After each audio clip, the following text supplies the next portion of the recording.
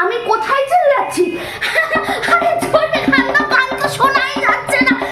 গজরা মোহব্বত ওয়ালা আখিও। এই ঘরে ওহো সবাই ঘুমাচ্ছে। ও ঘুমান ঘুমান। আমি তো শুধু চেক করতে এসেছিলাম কি করছেন আপনারা। ঘুমান ঘুমান।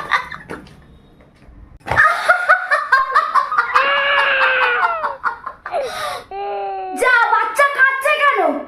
আপনার গলার আওয়াজে দিদি।